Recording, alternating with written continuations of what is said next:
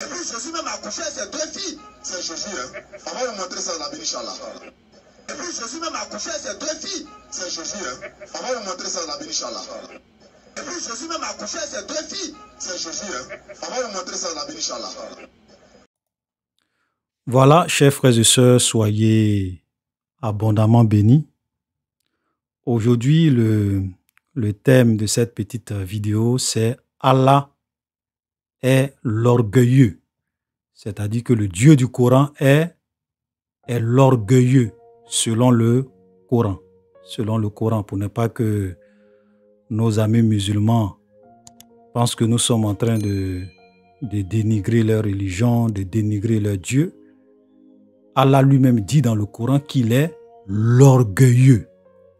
Voilà, donc nous allons lire la sourate d'entrée de jeu.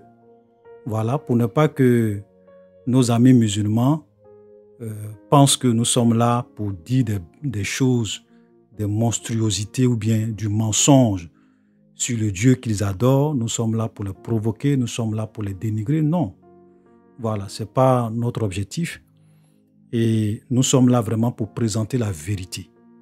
Et comme je l'ai dit la dernière fois, comme ils ont eu l'aimabilité, voilà, ou bien la gentillesse de venir nous enseigner la Bible, nous aussi, on va aller dans leur Coran pour leur enseigner aussi leur Coran. Voilà, pour leur enseigner leur Coran. Donc, nous ne sommes pas dans une démarche de dénigrement, dans une démarche de haine. Non, c'est la vérité. Voilà. Donc, on va lire la sourate tout de suite, où Allah même dit qu'il est l'orgueilleux. Mais je tenais vraiment à dire à tous nos amis musulmans que ma page, ou bien la chaîne Vérité Biblique TV, la chaîne YouTube Vérité Biblique TV, ou bien même la chaîne Apostasie TV, ou bien la page Apostasie TV, n'est pas une page pour les musulmans. Voilà, je veux dire par là que je ne peux pas accepter que les musulmans viennent sur ma page pour faire des commentaires insultants, pour insulter les gens, pour déverser leur colère, leur venin, voilà, leur violence dans le verbe, dans leurs commentaires. Donc, à chaque fois que je vois ces genres de choses, ces genres de commentaires, c'est simple. Je bannis la personne et je supprime son commentaire. C'est aussi simple que ça. C'est pour cela que vous allez voir que tous les commentaires, ils ont fait beaucoup de commentaires bizarres, insultants, rabaissants, disent du n'importe quoi sur Jésus. Bon, moi je viens, je te bannis et je supprime ton commentaire simplement, purement. Donc, au lieu de te fatiguer à faire des commentaires qui seront supprimés après, ce n'est pas la peine. Parce que souvent, même dès que je vois le commentaire, maintenant je supprime. Je bannis la personne, je supprime. Donc, ne vous fatiguez pas à venir vraiment faire des commentaires pour insulter les gens, pour dire du n'importe quoi, pour dire des faussetés. Parce que dès que je vois un commentaire d'un musulman, un commentaire bidon, un commentaire violent, un commentaire bizarre sur Jésus, sur truc, c'est simple, la règle elle est simple. Banni, supprimé. Voilà, c'est ça qui est là. C'est ma page. Donc, quand on vient sur la page de quelqu'un, il faut avoir un minimum de respect. Voilà. Moi, je ne vais jamais aller sur la page d'un musulman pour aller regarder la vidéo et puis faire des commentaires insultants. Non. Moi, je ne vais jamais même aller d'ailleurs, je ne perds même pas mon temps à aller sur votre page pour aller écouter ce que vous dites. Ça ne m'intéresse pas. Ça ne m'intéresse pas. Dès que je vois, peut-être même, ou bien même souvent quand les gens m'envoient des vidéos, je regarde, mais je ne vais pas aller faire des commentaires pour insulter les gens. C'est sa page, donc il est libre de dire ce qu'il veut, de faire ce qu'il veut. C'est tout. Maintenant, si vous venez sur ma page, que vous n'êtes pas capable de respecter les gens, d'exprimer votre désaccord avec humilité, moi, ma règle, elle est simple. Je vous bannis, je vous supprime. Et comme je l'ai dit la dernière fois, j'ai dit ma page, ce n'est pas pour vous les musulmans.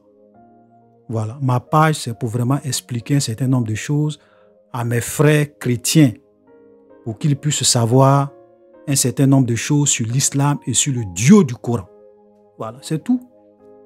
Voilà, parce qu'il faut qu'ils soient informés, parce qu'il y a beaucoup de choses qu'ils ne savent pas sur le Coran, sur votre Dieu Allah. Donc nous, on va dans le Coran et on leur explique qui est réellement le Dieu du Coran et qu'est-ce que le Coran réellement enseigne et qui est réellement le prophète Mohammed. C'est tout. Donc, ce n'est pas pour vous, donc ce n'est pas la peine de venir insulter les gens, faire des choses bizarres. Voilà, parce que je vais vous supprimer, je vais vous bannir.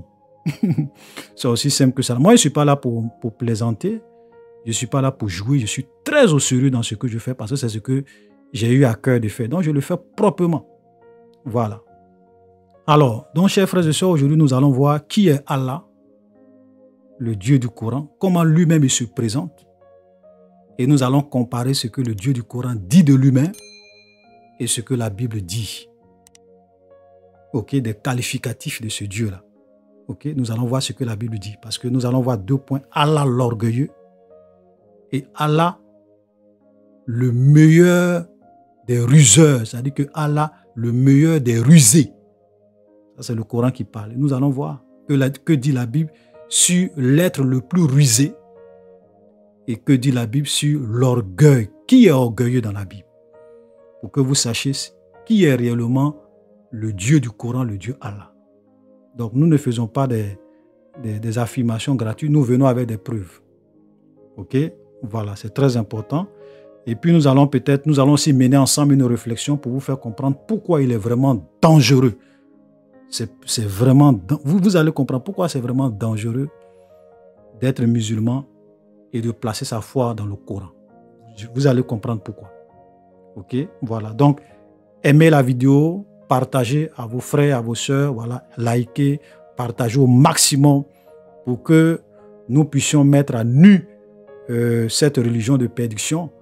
Je bénis déjà, je dis déjà merci à certains de nos frères qui font déjà un très bon travail sur le terrain, notamment le frère Thierry, le russophone, voilà, qui a aussi une équipe, qui a même une chaîne YouTube, Les Initiés de la Parole, où il expose beaucoup de choses sur le Coran. Et souvent même, je regarde certaines de ses vidéos et je m'inspire aussi souvent de ce qu'il dit. Voilà, parce que le Seigneur vraiment les bénisse et les fortifie. Voilà, dans ce qu'ils font. Alors, voilà ce que la sourate, ok, voilà ce que la sourate, on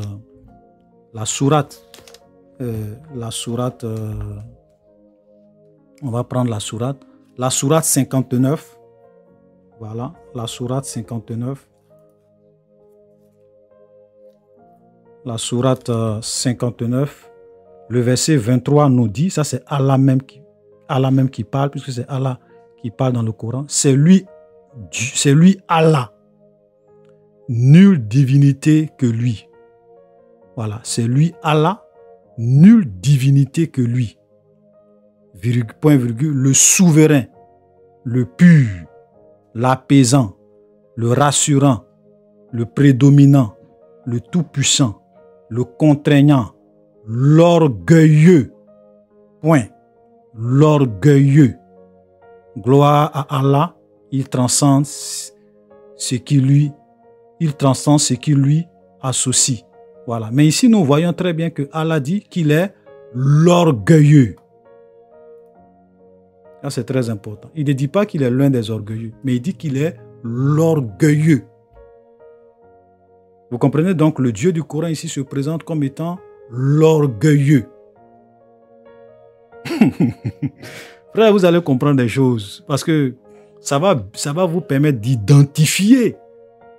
Parce que par rapport à la Bible, ça va vous permettre d'identifier qui est Allah, le Dieu des musulmans, le Dieu du Coran.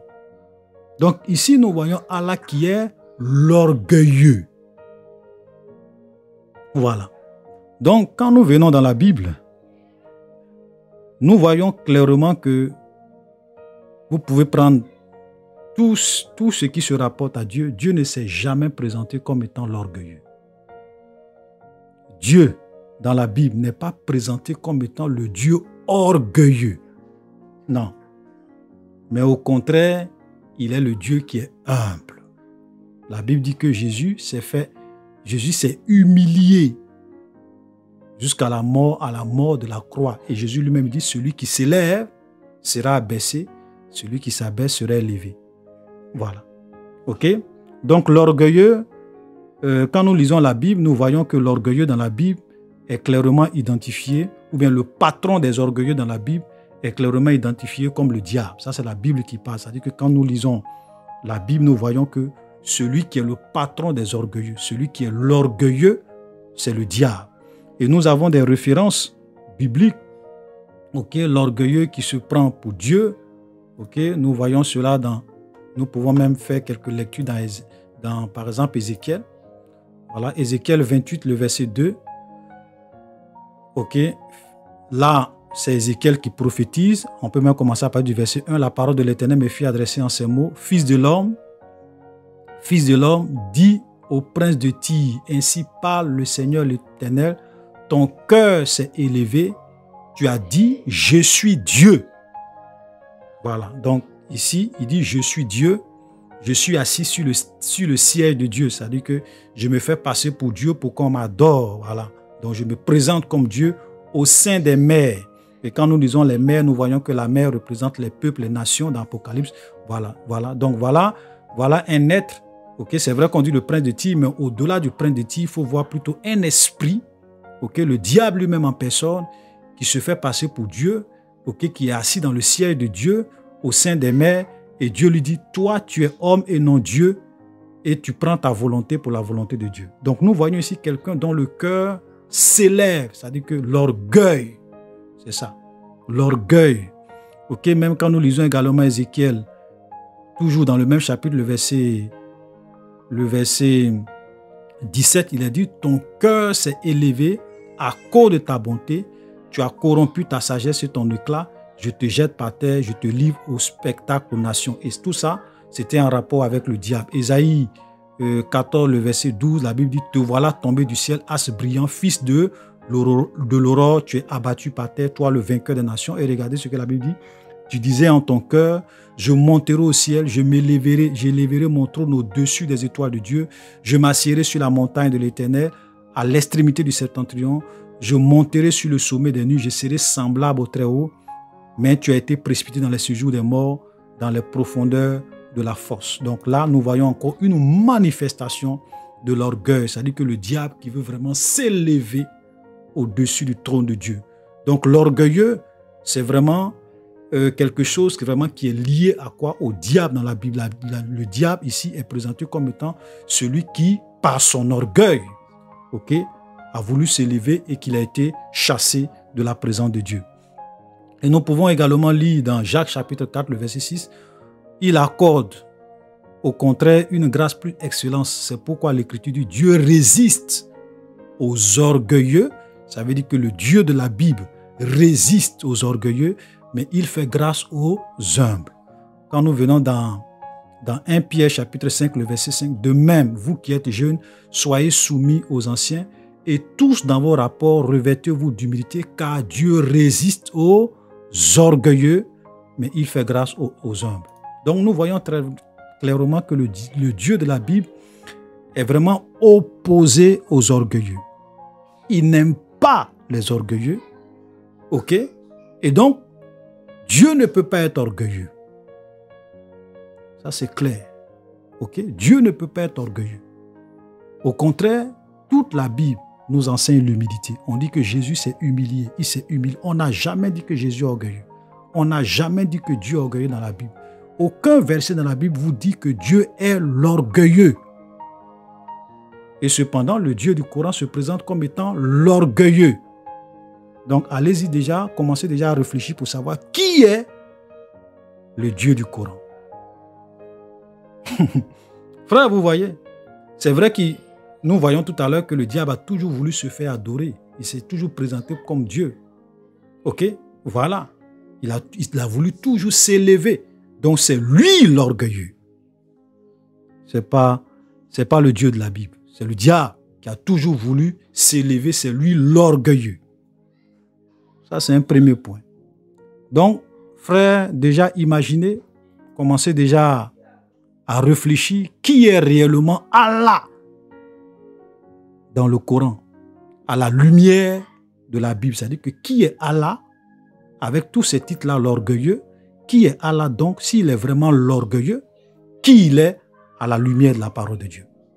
En tout cas, ce n'est pas le Dieu d'Abraham, ce n'est pas le Dieu d'Isaac, ce n'est pas le Dieu de Jacob, parce que le Dieu d'Abraham, le Dieu d'Isaac, résiste aux orgueilleux, mais il fait grâce aux humbles. Ok? Souvent, ils vont vous dire, oui, mais la Bible dit que Dieu aussi il est jaloux. Dieu est jaloux, mais la Bible dit que les jaloux ne vont pas entrer au ciel. Vous savez, quand vous lisez Exode 20, effectivement, Dieu dit, tu ne te feras point d'image taillée, ni de représentation quelconque des choses qui sont en haut dans les cieux, en bas sur la terre, dans les eaux plus bas sur la terre. Tu ne te prosterneras pas devant ces choses et tu ne les serviras point, car moi, l'Éternel, je suis un Dieu jaloux. Ok?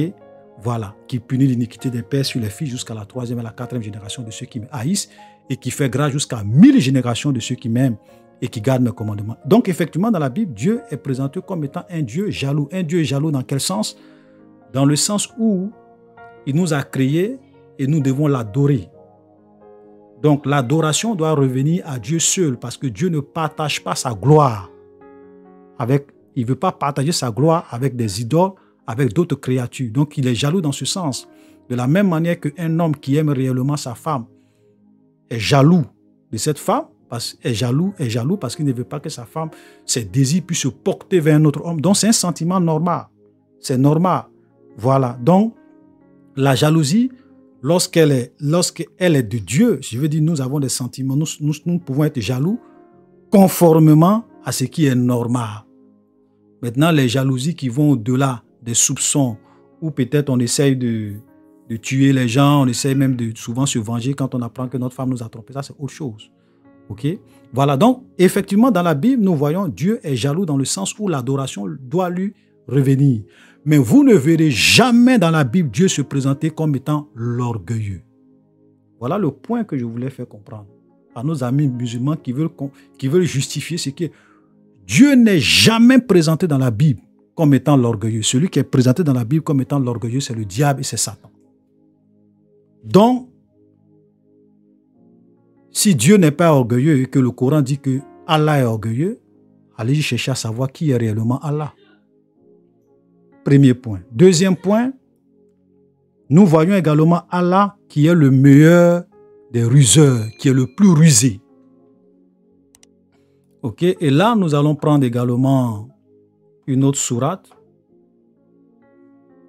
On va prendre la sourate, d'abord la sourate 7, le verset 99. Sont-ils à l'abri du stratagème de Dieu? Seuls les gens perdus se sentent à l'abri du stratagème de Dieu. Ok, d'autres traductions disent, sont-ils à l'abri de la ruse de Dieu? Écoutez très bien. Sont-ils à l'abri de la ruse d'Allah? Voilà, je vais mettre Allah parce que partout ils disent Dieu là c'est Allah. Sont-ils à l'abri de la ruse d'Allah? Seuls les perdants se sentent à l'abri de la ruse d'Allah. Et nous allons lire la sourate 8, le verset 30 qui dit, voilà, qui dit, quand ceux qui ont dénié rusé contre toi, ok, pour s'emparer de toi, pour te tuer ou t'expulser, ils rusent. Et regardez ici, on dit, mais Dieu ruse aussi, ou bien Allah ruse aussi, et Allah est le meilleur des ruseurs. C'est-à-dire que Allah est le plus rusé. Donc Allah, le Dieu du Coran, est le plus rusé, est le meilleur des ruseurs.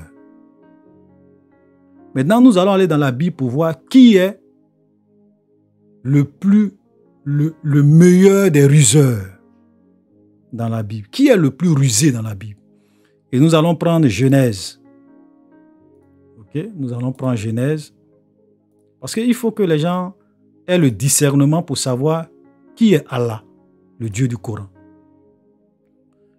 Genèse chapitre 3, le verset 1, il est dit, le serpent était le plus rusé de tous les animaux des champs que l'Éternel Dieu avait fait. Il dit à la femme, Dieu a-t-il réellement dit, tu ne mangeras pas de l'arbre de tous les jardins du jardin. Donc déjà, je m'arrête là, on dit, le serpent était le plus rusé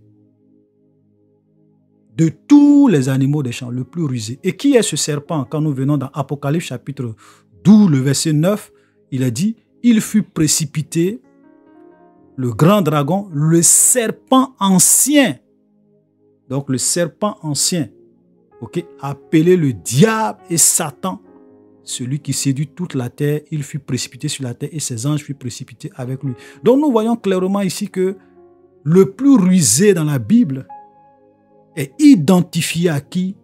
À Satan, le diable. Frère, vous comprenez?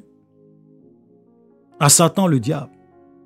Parce que le plus rusé, c'est quoi? C'est quelqu'un qui est rusé, c'est quelqu'un qui, par le mensonge, par des stratagèmes, alors que même le père du mensonge, je vais également vous montrer un verset dans Jean, okay? Jean chapitre 8, le verset 44, la Bible nous dit, vous avez, ça c'est Jésus qui parlait aux Juifs, et il a dit ceci, vous avez pour père le diable, excusez-moi, et vous voulez accomplir les désirs de votre père. Il a été meurtrier dès le commencement. Il ne se tient pas dans la vérité parce qu'il n'y a pas de vérité en lui. Lorsqu'il profère le mensonge, il parle de son propre fond. Il est menteur et le père du mensonge.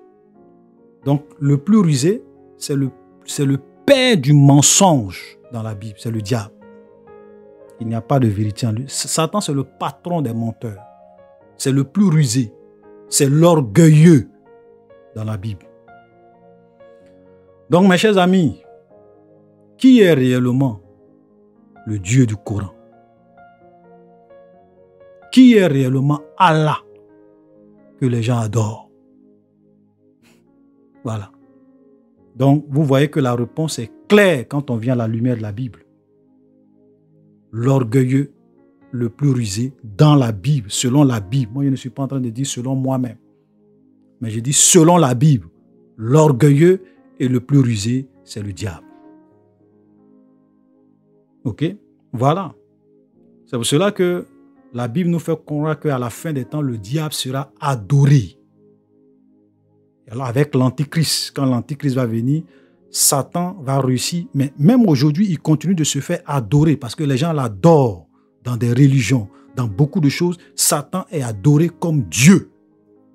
Et tout ça va se culminer lorsque le fils de la perdition va venir, lorsque l'Antichrist va venir. Voilà. Là maintenant, ça sera tout le monde, tous les peuples, toutes les nations vont se prosterner, vont adorer le diable. Ok? Donc voilà la petite réflexion que je voulais faire. Maintenant, je voulais terminer avec, pour vous dire quelque chose de très important, un peu sur le Coran, sur le prophète Mohammed, et sur la révélation du Coran. Vous savez, il est vraiment risqué. Et là, nous allons vraiment mener une réflexion intellectuelle. C'est-à-dire que nous allons mener une réflexion intellectuelle. Intellectuellement parlant, avec la raison humaine, il est vraiment risqué, je le répète, très risqué, d'être musulman et de croire au Coran. Intellectuellement. Pourquoi? Parce que vous voyez, voilà un monsieur, il est le seul prophète. Il est le seul prophète en qui les musulmans croient. Avant lui, il n'y a pas eu de prophète arabe. Après lui, il n'y a pas eu de prophète arabe. Donc, ça dit que la foi des musulmans se base sur un seul individu, sur la révélation qu'il a reçue et sur le livre qu'il a laissé après sa mort. Parce que même le Coran était écrit après la mort du prophète Mohammed. Souvent, les musulmans disent que oui, le Coran a été mémorisé, après, donc rien n'a été. Mais moi, je leur dis, mais écoutez, d'abord, je vous ai prouvé par A plus B qu'il y a plusieurs versions du Coran. Je vous ai prouvé par A plus B que le Coran a été falsifié, modifié, falsifié. Parce que pendant des dizaines d'années, vous nous avez chanté qu'il y avait une seule version du Coran. Mais aujourd'hui, on a plusieurs versions du Coran. Le Coran Waf, le Coran Wash, le Douri, il y a plein. J'ai même dans la vidéo numéro 163 sur notre chaîne Vérité Bible TV, je vous ai listé au moins 13 versions différentes du Coran en arabe. Je dis bien en arabe. Aucun musulman n'est venu me dire que c'est faux. Rien. Ils sont dans... Je ne sais pas pourquoi les gens ne veulent pas reconnaître la vérité. Là, j'ai listé. Allez-y sur Internet, faites vos recherches et venez me dire si ces courants-là n'existent pas. Voilà. Et je vous ai montré des preuves. Le docteur Shabir Ali, qui est l'un des grands docteurs islamiques dans le monde aujourd'hui, a reconnu et dit qu'effectivement, il y a plusieurs versions du Coran qui sont lues un peu partout dans le monde. Voilà. Donc, on n'est pas en train de parler de vos oustas ou bien de vos petits plaisantins d'Abidjan dans vos quartiers. Ce n'est pas de ça qu'on parle. On parle des grands docteurs islamiques connus dans le monde. OK? Voilà. Donc, vous comprenez? Un seul prophète, un seul livre, un seul individu. Ça veut dire que si l'individu s'est trompé, tous les musulmans sont dans l'égarement. Si la révélation qu'il a reçue est faux, et est fausse, pardon, tous les musulmans sont déjà perdus. Et c'est pourquoi j'ai dit c'est vraiment risqué, c'est vraiment dangereux. Ça veut dire que les musulmans n'ont aucun moyen, ils n'ont aucun autre livre. Okay? Ils n'ont aucun autre prophète qui est venu avant lui ou même après lui qui peut prendre les écrits pour comparer, pour voir si les choses, pour challenger les révélations de Mohammed. Ça n'existe pas. Souvent, ils veulent se rattraper et dire que non, Mohammed est la suite des prophètes de l'Ancien Testament. Mais c'est faux. C'est faux. Parce que quand on va dans la Torah, on se rend compte que Mohammed n'est pas un prophète. Parce que lui-même, ce qu'il enseigne, en fait, il va contre les enseignements de la Torah. Il contredit même la Torah. Parce que pour les musulmans, Dieu ne peut pas se faire homme. Pour les musulmans, Dieu ne peut pas prendre une forme humaine. Pour les musulmans, Dieu ne peut pas s'incarner. Pour les musulmans, Dieu ne peut pas descendre pour communier avec sa créature. Pour les musulmans, Dieu ne peut pas avoir de fils. Alors que tous les prophètes qui sont venus, même Esaïe a dit quoi? Un fils nous est donné, un enfant nous est né, on l'appellera admirable, conseiller, Dieu puissant. Et même quand nous lisons la Bible, nous voyons plusieurs manifestations de Dieu sous la forme d'un homme. Quand Dieu vient vers Abraham, c'est un homme. Quand Dieu vient lutter avec Jacob, il prend la forme d'un homme et il bénit Jacob. Ok? Melchizedek était une incarnation de Dieu, une manifestation de Dieu sous une forme humaine. Mais les musulmans, ça veut dire que quand tu lis déjà la Torah, tu sens que souvent Dieu se fait homme pour venir causer avec ses créatures. Mais le Coran, non, non, non, Dieu ne peut pas faire ça. Donc, il y a trop de contradictions. Quand vous venez également dans les évangiles, vous voyez que tous les 4 évangiles disent que Jésus est mort, Jésus est ressuscité. Le Coran dit que Jésus n'a pas été crucifié. Donc, on ne peut pas se baser sur la Bible. Parce que si on se base sur la Torah, si on se base sur les évangiles, c'est clair que Mohammed est un faux prophète. Ok? Donc, les musulmans ne peuvent pas prendre la Bible pour challenger leur prophète. Vous comprenez? C'est vraiment dangereux. Parce que, regardez, la Bible, contrairement à l'islam et au Coran, qui est un seul livre avec un seul prophète, quand vous regardez la Bible, c'est plusieurs prophètes qui sont venus dans le temps. Plusieurs prophètes, sur des siècles, sur des milliers d'années. Ok? Et ces prophètes-là, on peut juger la crédibilité d'un prophète en se basant sur ceux qui sont venus avant lui. C'est-à-dire que quand tu prends les écrits de Jérémie, on peut dire, mais est-ce que ce que Jérémie dit là, est-ce que tous les autres prophètes qui ont fait leur livre, parce que malheureusement la Bible, ce n'est pas un seul livre, c'est chaque prophète, il y a plusieurs livres dans la Bible. Moïse a écrit, Josué a écrit, Samuel, Ésaïe, Jérémie, Jonas, Malachie, etc., etc. Plein de livres. Donc la Bible, ce n'est pas un seul livre. Ça, souvent, ça trompe les musulmans. La Bible, c'est une collection de plusieurs livres. Donc, ce n'est pas un livre. Donc, chaque prophète avait son livre. Donc, ça fait que quand un nouveau prophète arrive, déjà, on a beaucoup de moyens pour voir est-ce que ce que ce prophète-là dit, c'est de Dieu ou c'est vrai. Est-ce que ce qu'il apporte est quelque chose qui est vraiment contradictoire à ce que les autres ont dit? Ou bien est-ce que ce qui vient révéler comme vérité, comme enseignement, comme sainteté, comme commandement, est-ce que c'est conforme à ce que les autres avant lui ont dit?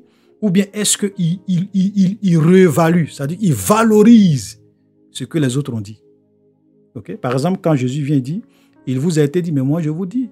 On vous a dit œil pour œil, dent pour dent, mais moi je vous dis, aimez vos ennemis. Donc, Jésus élève le standard de sainteté. C'est facile de haïr son ennemi, mais c'est difficile d'aimer. Donc Jésus élève le niveau. Voilà, voilà les prophètes de la Bible. Il ne se contredit pas. Donc on peut challenger ce que l'autre dit, ok, par rapport à ceux qui sont venus avant lui. Et on peut savoir si celui-là vraiment, il est un vrai prophète ou bien c'est un faux prophète parce qu'on a beaucoup de prophètes qui sont venus. Donc toi, quand tu viens, il faut que tu rentres dans ce que les autres ont enseigné avant toi. Ok? Donc nous les chrétiens, même les juifs, quand un prophète venait, ils avaient beaucoup de livres qui pouvaient les reconforter pour voir si tel prophète est vrai ou si c'est un faux prophète. Mais les musulmans n'ont pas ça. Quels livres ils ont? Quels moyens ils ont pour vérifier si ce que Mohamed a dit, si ce n'est pas un démon qui lui a donné ces révélations? Ou bien si ce n'est pas le diable qui lui a donné ces révélations? Parce que Moïse, comme on appelle Mohamed lui-même, le prophète de l'islam, il ne parlait pas directement avec Dieu comme les Moïse, comme les prophètes de l'Ancien Testament qui disent « Ainsi parle l'Éternel » et puis commencent à donner la révélation de Dieu. Mohamed, c'est un ange, c'est l'ange Gabriel qui venait lui communiquer la révélation de Dieu. Et puis ensuite, lui prenait cette révélation-là pour aller communiquer ça à ceux qui le suivent. Donc, Mohamed ne connaissait pas Dieu directement. Et si l'ange qui est venu lui donner cette révélation, et si c'était un démon? C'est pour cela que je dis c'est dangereux. Parce que aujourd'hui, là, quand vous prenez les musulmans, le Coran. Mais quel livre vous avez à part le Coran pour vérifier si ce que votre prophète a dit là, si c'est de Dieu ou pas? Vous n'avez aucun moyen. Vous n'avez aucun moyen. Parce que non seulement avant lui, on peut dire, bon, peut-être qu'il est le premier, mais et après? Il n'y a pas d'autres prophètes qui sont venus, qui ont aussi écrit d'autres livres pour voir si ce que lui il est venu dire là, ok, est correct. Vous voyez, nous par exemple, Moïse a donné, Josué, Samuel, comme je le disais, Ésaïe, Jérémie, plein, Jonas, Malachi, plein, sur des siècles et des siècles. Seul un seul Dieu qui inspire tous ces prophètes-là peut vraiment donner des messages qui collent. Même regardez l'exemple de Jésus. Avant que Jésus ne naisse, des siècles et des siècles avant, on savait que le Messie devrait venir. On savait qu'il devrait naître d'une vierge. Vous voyez, on savait où il devrait naître. Même quand on a demandé aux Juifs, il dit oui, le Messie doit naître à Bethléem. C'est-à-dire même la ville, le lieu où il doit naître. Tout était détaillé. Comment il allait fuir même pour aller en Égypte et de l'Égypte, Dieu allait lui dire viens. Tout ça, c'est écrit dans la Bible. Donc, quand Jésus arrive, on regarde toutes les prophéties qui ont été données avant lui et qui le concernaient. Et on essaie de voir est-ce qu'il a rempli toutes ces prophéties. Et lorsqu'on regarde toutes ces prophéties, on dit ouais, effectivement, il est né d'une vierge, il est né à Bethléem, il a fait ça, il est mort, il est ressuscité à Jérusalem, il a souffert parce que tout ça, ça a été prophétisé. Donc là, on peut maintenant identifier qu'effectivement, Jésus était le Messie qui devrait venir. Maintenant, le prophète de l'islam, qui a parlé de lui? Vous venez souvent dans Deutéronome, mais pourtant on a vu la dernière fois que Deutéronome ne parle pas de Mohamed. Vous venez dans l'évangile ne parle pas de Mohamed. Donc vous voyez que les musulmans essayent de se rattraper toujours en voulant venir prendre des versets dans la Bible que eux-mêmes disent que c'est falsifié pour se rattraper parce qu'ils n'ont aucun moyen, ils ne peuvent pas justifier sur quoi eux ils peuvent se baser pour valider l'authenticité de leur prophète. Ils ne peuvent pas, ils ont un seul livre. Si ce prophète s'est trompé, et nous savons qu'il s'est trompé, et tous ils se sont trompés. Donc leur foi est basée sur un seul individu et sur sa révélation. Et s'il se trompe, qui est venu avant lui? Aucun prophète arabe n'a été envoyé avant le prophète Mohammed. Qui est venu après lui? Aucun prophète arabe n'a été envoyé après le prophète Mohammed. Et quand vous regardez la Bible, regardez toute la Bible, de l'Ancien Testament jusqu'au Nouveau Testament, jusqu'à Jésus, tous les grands prophètes qui sont venus, qui ont proclamé la parole de Dieu, étaient tous des Juifs. C'est pour cela que Jésus lui-même a dit que le salut vient des Juifs. Parce que Dieu a choisi ce peuple, ce n'est pas parce qu'ils étaient extraordinaires, mais Dieu les a choisis pour qu'au travers d'eux, il puisse vraiment manifester sa gloire. C'est tout. Donc tous les prophètes, vous n'allez jamais voir un prophète juif qui était arabe. Pardon, vous n'allez jamais voir un prophète de la Bible qui était arabe. Ils étaient tous juifs. Mohamed, il sort d'où? C'est pour cela que je dis que c'est vraiment dangereux d'être musulman. Logiquement, ça veut dire que sur le plan logique et intellectuel, une réflexion, quand tu t'assois, que tu réfléchis, tu te dis, mais c'est dangereux d'être musulman. C'est un risque, ça veut dire que tu prends un gros risque de placer ta foi en un seul individu et en un seul livre. Tu n'as pas les moyens pour dire si c'est vrai. Regardez les musulmans un peu. Ils sont tous obligés de venir dans le Coran. Ils ne peuvent pas dire que oui, il y a tel livre de tel prophète qui avait aussi parlé. Ils ne peuvent pas. Maintenant, vous voyez un Dieu qui se présente comme étant l'orgueilleux. Mais comment vous faites pour savoir que Allah n'est pas orgueilleux? Vous venez dans la Bible. La Bible dit que Allah n'est pas orgueilleux. Pardon, le Dieu de la Bible n'est pas orgueilleux. Parce que Allah, ce n'est pas le Dieu de la Bible. Le Dieu de la Bible n'est pas orgueilleux. Allah dit qu'il est le plus rusé. Quand vous venez dans la Bible, le plus rusé, c'est le diable. Vous comprenez comment c'est dangereux? C'est pour cela que vraiment, c'est vraiment très dangereux de placer sa foi en un seul individu, en un seul livre. Mais la Bible n'est pas comme ça. C'est ça qui fait que la parole de Dieu, la foi des chrétiens est une foi solide, extraordinaire. Voilà. C'est ça qui fait parce que la vie de Jésus, comment il a vécu, sa mort, tout ça a été annoncé des siècles avant que lui-même ne naisse. Les gens ont annoncé que le Messie devrait venir. C'est pour cela que même quand Jean-Baptiste a commencé, les Juifs eux-mêmes sont venus dire « Es-tu le Messie ?» Parce qu'eux-mêmes ils savaient qu'un Messie devrait venir. Ils n'ont pas dit « Est-ce qu'un prophète arabe allait venir ?» Non. Le Messie qui devrait venir devrait être juif. Tu n'es pas juif là, aucun juif ne va t'écouter. Déjà pour eux, tu es un faux prophète. Donc, chers frères et sœurs, nous allons nous arrêter là.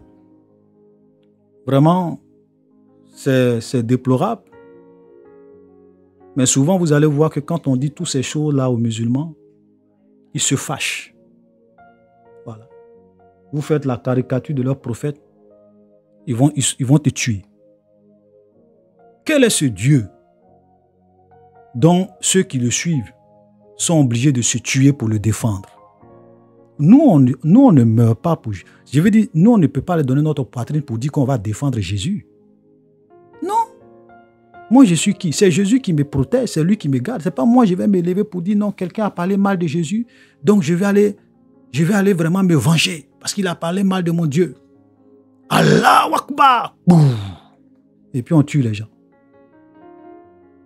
Il y a des jeunes musulmans, vous écoutez, regardez, les jeunes musulmans qui parlent mal de Jésus, qui disent que Jésus a couché avec des filles dans la Bible. Et puis Jésus même a couché avec ses deux filles. C'est Jésus, hein. On va vous montrer ça dans la Bible, Inch'Allah. Et puis Jésus même a couché avec ses deux filles. C'est Jésus, hein. On va vous montrer ça dans la Bible, Inch'Allah. Et puis Jésus même a couché avec ses deux filles. C'est Jésus, hein. On va vous montrer ça dans la Bible, Inch'Allah. Deux filles dans la Bible qui vont montrer le verset. Jusqu'à aujourd'hui, on ne sait pas, ils n'ont pas encore montré le verset. Vous voyez? Mais ces jeunes musulmans-là, qui allait les tuer? Qui allait vraiment les assassiner ou bien les menacer? Non. Mais souvent, quand vous parlez de leur prophète, regardez les messages, les jeux que les gens m'envoient. Vous voyez des menaces, des trucs, des ceci, cela. Vous êtes malheureux. Moi, si quelqu'un parle mal de Jésus, je ne vais même pas l'insulter, je ne vais même pas le considérer, je ne vais rien lui dire. Ça ne m'intéresse pas. Parce que Dieu lui-même, là, s'il veut se défendre, là, il va se défendre. Ce n'est pas moi, je vais aller défendre Dieu. Mais vous défendez votre Dieu. Vous êtes prêt à vous battre, à tuer pour votre Dieu. Ça prouve que ce n'est pas le Dieu de la Bible. Voilà. Vous voulez souvent vous justifier, dire que non, il y a des passages violents dans la Bible. La dernière fois, j'ai expliqué. Ce que vous appelez passage violent dans la Bible, j'ai expliqué. Jésus n'a jamais pris les armes. Jésus n'a jamais tué quelqu'un. Les disciples de Jésus n'ont jamais pris les armes. Ils n'ont jamais tué quelqu'un. Montrez-nous un seul verset où Jésus a tué quelqu'un. Votre prophète, il a tué des gens. Il a été tué par une femme juive. Empoisonné. Le poison l'a travaillé jusqu'à... Et puis il est mort après du poison. Pourquoi? Parce qu'il avait tué le père, l'oncle et le mari de cette femme. Et cette femme aussi a rusé avec lui. Et elle l'a empoisonné. C'est de ça qu'il est mort. Voilà. Un homme violent. Un homme violent. Un homme de guerre, meurtrier. Voilà. C'est la vérité. C'est pour cela que souvent quand on voit les musulmans qui se tuent, ça ne nous étonne pas parce que le Coran même enseigne cela. Quand on parle de ça, vous vous fâchez, mais c'est la vérité. Ce n'est pas nous qu'on invente. Pourquoi dans le monde entier, vous n'allez jamais voir, on dit que non, il y a un chrétien qui a mis une bombe sur lui, il allait s'exploser au nom de Jésus. Vous n'allez jamais entendre ça. C'est toujours des extrémistes quoi? Arabes. Des extrémistes islamiques. Pourquoi? Parce que ils doivent mourir pour Allah. Pour aller rencontrer leurs 72 vierges au paradis, les houris. Voilà. Vous voyez ça? Donc, nous allons nous arrêter. Excusez-moi.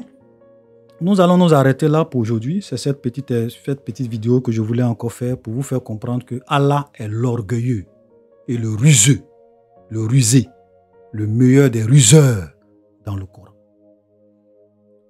Soyez bénis et à la prochaine.